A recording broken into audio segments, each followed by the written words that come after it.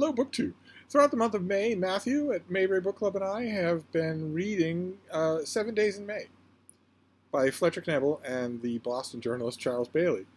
This was a runaway hit best-selling book in 1962 and tells the story of an Army officer, a career Marine, who uncovers a military plot to overthrow the civilian government of the United States of America. And it's been a lot of fun. Reading this with Matthew has been a lot of fun. I will leave a link to his channel so you can catch up on his concluding video. We're finishing up this book today. The Colonel is intimately familiar with the man at the heart of this attempted coup. That is the chairman of the Joint Chiefs of Staff, General James Mattoon Scott, who's extremely popular with the country in a way that President Jordan Lyman is not. We're told, one of the earliest things we're told in this book is that Jordan Lyman's poll numbers are terrible. They're in the toilet. In large part because of a treaty that he has worked out with the Soviet Union to reduce and then ultimately eliminate nuclear arms. It's not popular with the country, and it's drastically unpopular with the military, who see it as an open door to let the Soviets renege or, deceive the United States. The two of those things, that treaty and Jordan Lyman's otherwise weakness in the polls, makes him seem vulnerable. But he decides, when the colonel involved brings this to his attention, that he has to take it seriously. Colonel Jiggs, the man who brings the plot to his attention, is well placed to know, and his own instincts are telling him this is real. Something serious is afoot for 7 days from now in the month of May. It's all going to come to a head at what should be a routine all-branches military drill at the end of the week that will see all of the United States forces go on alert. It will see the United States cut in with an experimental override of network television, and it will see the president whisked away to a safe bunker out of communication with the rest of the country. All completely normal things that had been done in a previous drill. Somewhere along the line, someone thought, according to Colonel Casey, that this could be done for real. That it was the perfect pretext in which to do it for real. That's the plot that's brought to President Lyman's attention. And in the sections of this book that we've read previous to now, we see how he responds. He picks a small group of people he can trust.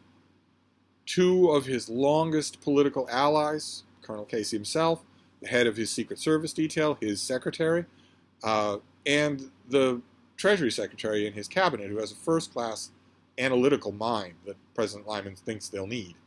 He and the Treasury Secretary have very heated words in the course of this book. They are not...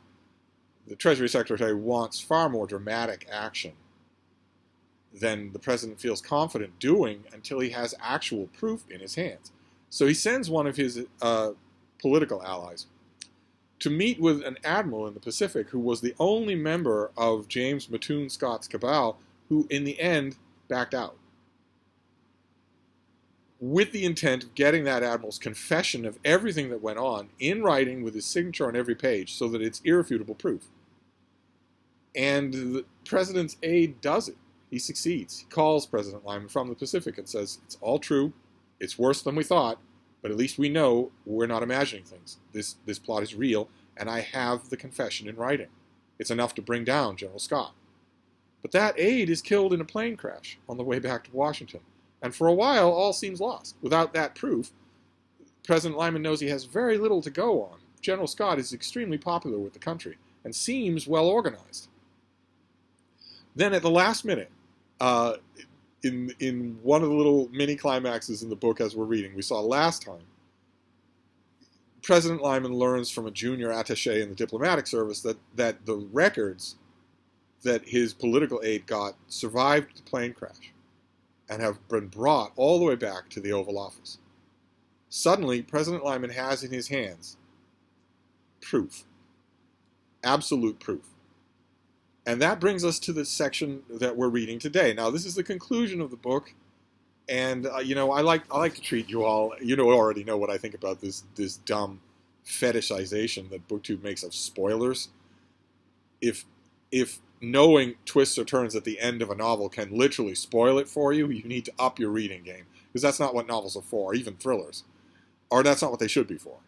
I am not going to insult you or insult these authors by characterizing this book as something that can be spoiled if you know details of the ending. Nevertheless, I thought I should warn you in case you hold to that idea, in case that has a power over how you enjoy or don't enjoy a book, that I'm going to discuss all the elements of the end of this book. So I'm telling you now that if you don't want to know those elements, if you haven't finished this book and you hold to spoilers, then you probably want to stop watching until you're finished with the book. That having been said, now that you've turned on your TV sets again, the whole of the final chunk that we're reading this week is something that Jordan Lyman has known from the beginning was going to happen. That sooner or later, inevitably, this has to come down to me against the general alone.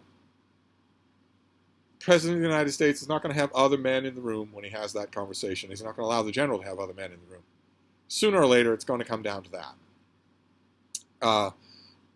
Jordan Lyman is portrayed throughout the book as a wavering figure, cerebral, but not necessarily charismatic or strident. Someone who, when he was in service in the Korean War, had a serious crisis of confidence, you could say shell shock almost, and was snapped out of it by another one of his oldest political friends.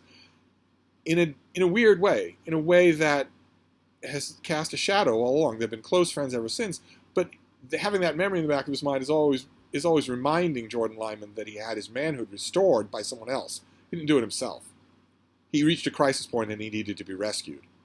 Not a whole lot of hay is made of that, but you're definitely thinking about it as he goes into a confrontation with General Scott. He invites General Scott to the Oval Office on a thin pretext, and when Scott gets there, he says, we're not going to talk about the pretext, we're going to talk about this plan of yours to take this government, to take my job, to change this government.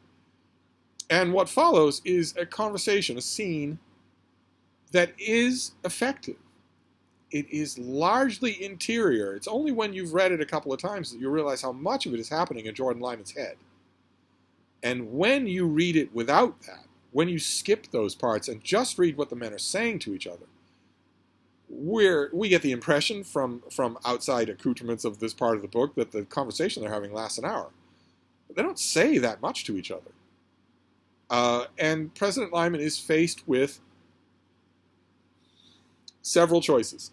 He knows one thing that he wants above all else, which is resignation. He wants General Scott's resignation. He wants the resignation of all the other members of the Joint Chiefs who've been involved in this plot. He won't tell the country why they're resigning. He'll say it's about differences over the treaty with the Soviets. But he wants them out of their job. And he has men lined up to take their place who aren't going to overthrow the government the next day. But in the course of the sections that we read last time, we know that now General Scott and his co-conspirators know that the president and his men know about the plot. So, when President Lyman invites General Scott over to the Oval Office to hash it out, I think readers probably expect a different scene than the one they get. They probably expect something with a lot more fireworks in it. This is, after all, the climax of the whole story.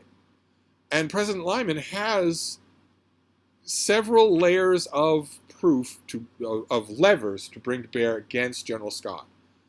One is all of the evidence assembled by all of his Confederates, all the evidence assembled of having General Scott tailed, of knowing the inner workings of the secret base that he built outside of El Paso, where he kept one of Jordan Lyman's political allies as a prisoner. All of that stuff is known. He confronts General Scott with a lot of that. There's also the confession, which he has in his pocket. He knows that he can spring it at any time. And there's also a series of documents, private documents from General Scott's mistress in New York, that would be enough to smear his name in the public eye. Jordan Lyman has been adamant in refusing to use that. They say that's Scott's personal life. I won't sink that low. Not even for the sake of saving the country. I won't do it. I don't want to save the country that way. I shouldn't have to. If I got written proof that he's a traitor, I shouldn't have to do that. And he never does. He never needs to bring out those personal papers. Instead, it comes to a moment of will. Jordan Lyman reaches the rock bottom of his own self-confidence, or lack thereof, and then simply rebounds. He thinks about the previous men who've held this office. He thinks about the power of this office.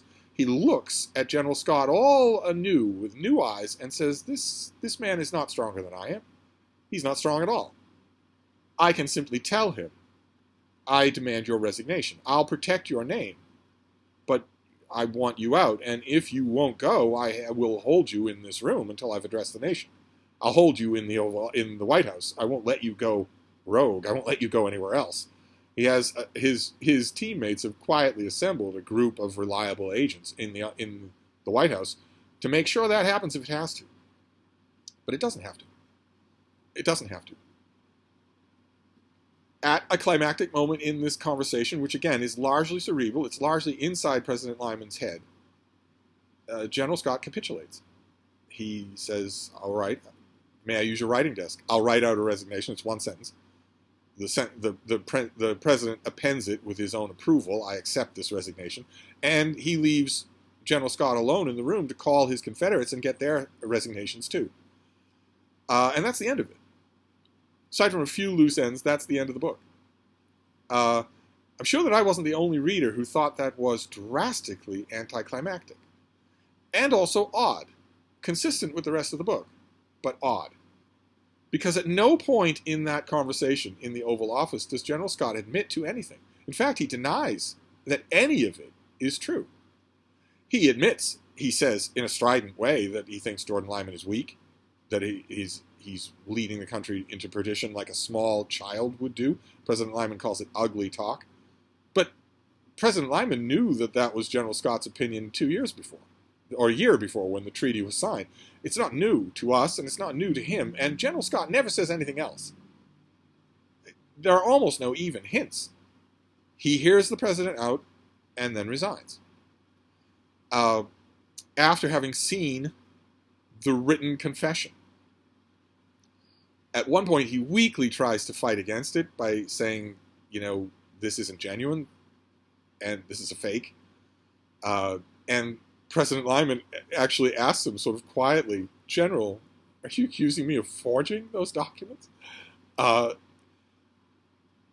that's about as parlous as it gets. After that, civilian authority is resumed, and General Scott resigns.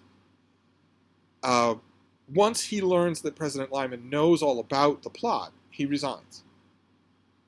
And like I said, that's consistent with the rest of the book, because one thing that you notice about the whole book when you think about it, when you sit back and think about it, is that never at any point in the course of this book do we see the conspiracy. Never. We watch the characters sneak in and out of freight elevators, visit each other late at night.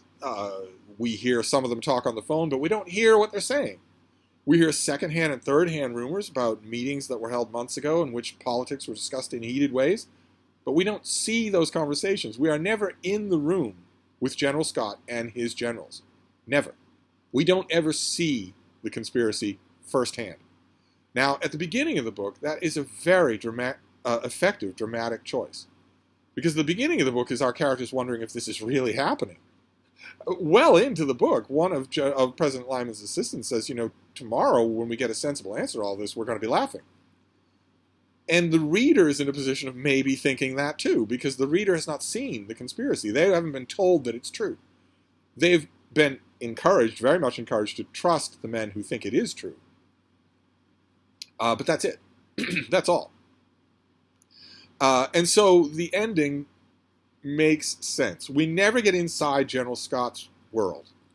We never get inside his mind. We never get inside his secret deliberations. We don't know anything about the truth behind his betting pool of the Preakness. When the president's political aide goes to that admiral in the Pacific to talk all this out and get it in writing, Fletcher Campbell and Charles Bailey shut the door on the conversation. We don't see it. We just get the written account. The reading out of that memorandum from the admiral is the kind of epistolary climax of the book. We know about that written account for hundreds of pages before we actually read it. But it's fairly anodyne. It's a fairly anemic document. Utterly damning when you know the context. It must be horrifying for General Scott to read it. But it's not dramatic in any way. It's exactly what the admiral would write if he was trying to cover his own brass, if you know what I mean.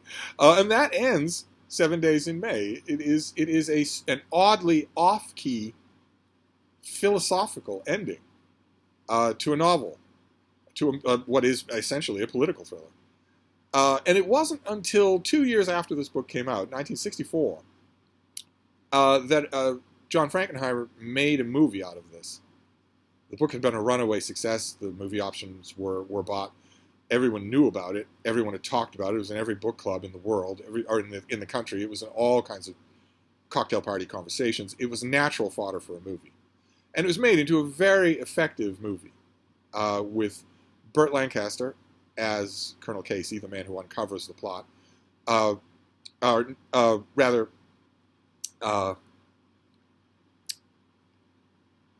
Burt Lancaster is General Scott, a kind of big, forceful, dreamy guy, and kind of a poisoned idealist.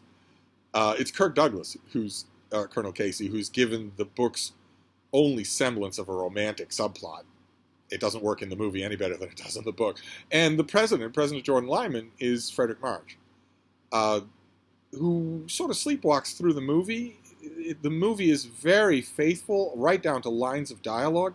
In a lot of ways, the script was written by Rod Serling, who stays faithful to the book, very advisedly so. The book is what was popular. If you do radical damage to it, you can't expect that people who liked it will like your movie. If only that lesson were known in the 21st century, but it's not.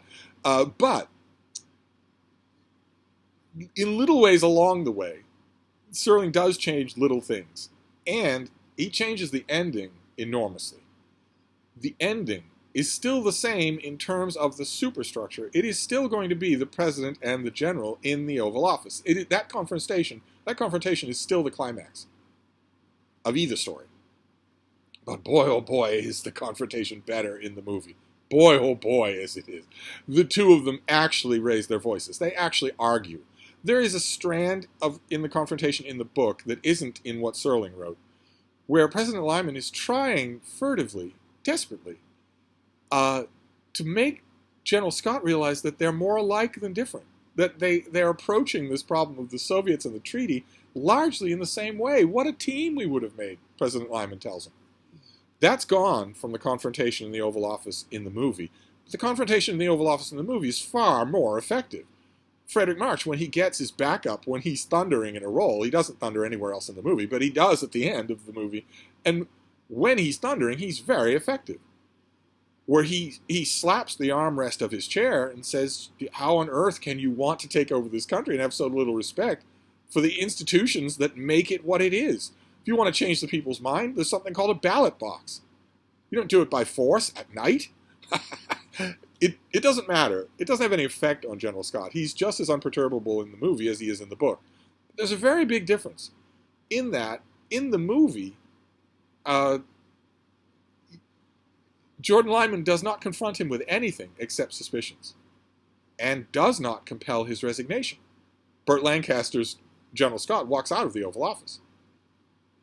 President Lyman is weakly tells him as he's leaving, I intend to fight you, but that's it.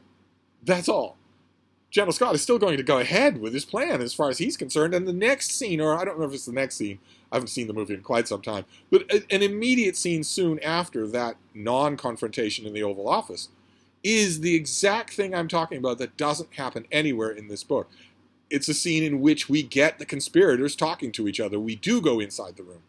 It's iconically filmed with Burt Lancaster's, we see him from behind his head. We see the generals in front of him in the room, but we never even see him speaking. The camera never moves. It's just the back of his head. That's all. So we hear his language as he talks to his fellow conspirators. And that's the first time in the movie that we get into that room. It doesn't happen in the novel, and I would argue that it's a misstep on Rod Serling's part. It makes the whole thing seem weaker. It removes the element of ominous indeterminacy that's well done in the book. Instead, in the final act of the movie, there is no ominous indeterminacy. We know these guys are doing this. We know they're bad guys. And Burt Lancaster is reduced to a kind of a lone, strutting supervillain in a way that it is unsatisfying. The final confrontation between Scott and Jordan Lyman in the Oval Office is extremely more satisfying in the movie than in the book. But there's an arc in the book that isn't done as well in the movie. The arc I mentioned where a friend of his who becomes the senior senator from Georgia and is an integral part of the book, when they were young men, enlisted men in Korea, when Jordan Lyman had that crisis of confidence, it was his friend who slapped some sense into him. They had been bantering back and forth. His friend is from Georgia. Jordan Lyman is not, so his friend always referred to him as Yankee Boy, as a kind of, teasing term of endearment. And when that moment happens and he has to slap some spine back into Jordan Lyman, they both determine, but especially Senator Clark, it determines, we'll never talk about this again. I don't want this hanging over you. It was just a moment and it passed. We'll never talk about it again. And in the early part of the novel, we're told that Clark goes so far as to, not only does he never refer to it, but he never refers to anything close to it either. So he stops calling Jordan Lyman Yankee Boy as a private term of endearment between friends. He stops doing it because he's afraid it'll bring back memories of that moment, and he doesn't want his friend to have another crisis of confidence. And at the end of the novel, Jordan Lyman in the Oval Office is failing. He's thinking, I'm not getting through to this man. He's stronger than I am. I am losing my confidence. And fatally, he starts to think about Korea. And he's comforted because he knows that Clark is right outside the room. And that gives him the strength to rise from the ashes and confront the general and get his resignation. And then in the book, once he leaves the Oval Office, he realizes Clark isn't there. He isn't just outside the door. The secretary tells him that he hasn't been there in an hour. He did it himself. He didn't need his friend. He found the strength on his own. We know that Clark left for exactly that reason, so that no one could hold it over him, so that everyone would be able to say, you did this yourself. You succeeded on your own. And when he finds Senator Clark and tells him, I got the resignation, the whole thing will be taken care of, Senator Clark says, great job, Yankee Boy. A direct callback to the beginning of the book and a wonderful closure to that emotional arc. That is a wonderful moment. There's nothing like that in the movie. The movie has the rhetorical fireworks that we want between these two warring figures, the rhetorical fireworks that we want and very much don't get in the book. But it doesn't have that.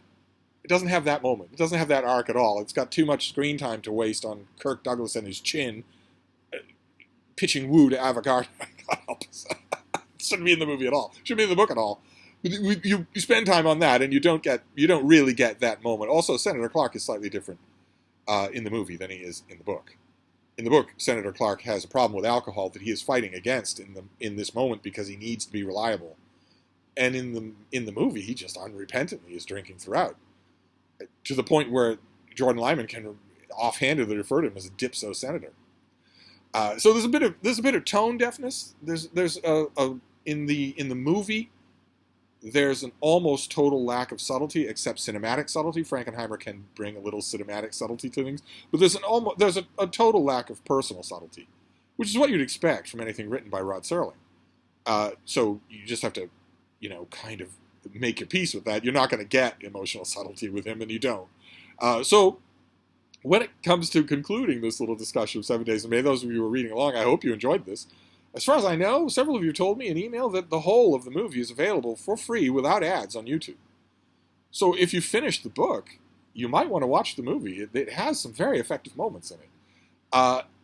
It's a real good demonstration of a discussion of what is lost and what is gained when a book is translated to the screen. No movie could possibly have the concluding scene that we get in the book. No movie could do that. It would be a complete cinematic failure. And at least Frankenheimer knew that. So he jazzes it up with a really stark confrontation that's really well done on both parts. But there are more subtle threads throughout the book that Rod Serling and Frankenheimer just abandoned for the movie. So you take your picks, you get what you want out of it. Either way, satisfying. I wouldn't say that the book is not a failure. The ending certainly fits with Jordan Lyman's character, and the movie is certainly not a failure either. It gets, I think, a little bit Hollywood cartoony at the end, at the very end, the very last little act, the very last 15 or 20 minutes, get a little bit Hollywoody. In a way that I think you'll know what I'm talking about when you see it, and it's not necessary. It's just Serling must have been looking at this book and thinking, okay, but we never see the conspiracy. We have to see the conspiracy. If I'm writing a movie, I can't have moviegoers come out and say, well, were they guilty or were they no? We have to see the conspiracy. And we never do in the book. So it makes sense. I understand why he would do it. Interesting either way. I'd love to hear from all of you, especially those of you who've read the book now and seen the movie. But also, if you're finishing the book with me and Matthew, I'd love to hear what you think. A lot of fun. Love the Mayberry Book Club. Love that we're doing this. And keep in mind, first of all, I want to thank all of you who've joined along with us for 7 days in May, for the month of May. And I want to remind you that Matthew and I are inviting you to join us for June. In June, in connection with June on the Range, a great booktube event reading Westerns, Matthew and I will be reading Lonesome Dove. I have had quite a few, and I mean hundreds of people, of you, email me saying, I've never read it. It's always been on my TBR. It's on my shelf. I know that people I know love it. Now is the time. Now is the time. That would be great. The more of you that join us, the better. Lonesome Dove is, first of all, no offense to our current read-along, but it is galaxies, just light years a better book than 7 Days in May. 7 Days was meant to be, 7 Days in May was meant to be a pot-boiling New York Times bestseller. Lonesome Dove wasn't meant to be that. It did end up being that, but it was meant to be far more serious than that, and it is. But it is terrific. Those of you who've been intimidating about how big it is, first of all, you've got to read along. This is Matthew's first time, and I've read the novel many, many, many times and done a read along already on BookTube. So you've got a perfect pair there to take you through it. And all I can say ahead of time is it's not intimidating. If you think it is, you're wrong. Even the length of it. You might think, okay, well, Steve says the book is inviting, so I guess I don't have to worry about that. And I also tell you what I've told people for decades since the thing came out. You don't have to know anything about Westerns or care of ever having read a Western. You don't have to worry about that. Larry McMurtry takes care of that. The only other objection people have is that, all right, it's not intimidating and I don't have to care about Westerns, but it is long. That's a lot of investment of time, and I'm telling you, you will fly through it. You will fly through it. So you're welcome to join us the first weekend in June. We will be doing the first, I think it's 200 pages, thereabouts. It won't be hard and fast. I'm pretty sure that Matthew won't do any kinds of, sexual spoilers, and I'll try not to either. So we'll be doing, about 200 pages a week, and it'll be a blast. It'll be so much fun. I'll be reading a lot of other Westerns for June on the Range, but going back to Lonesome Dove is always, always pleasant. And at the end of June, when we're wrapping up Lonesome Dove, we will also talk about the miniseries. We'll do a little comparison of the book and the miniseries. That's always fun. So I'm going to wrap this up for now. That is the end of 7 Days in May. Thank you all for joining us. And I'll see you next week with Lonesome Dove. Thank you, BookTube.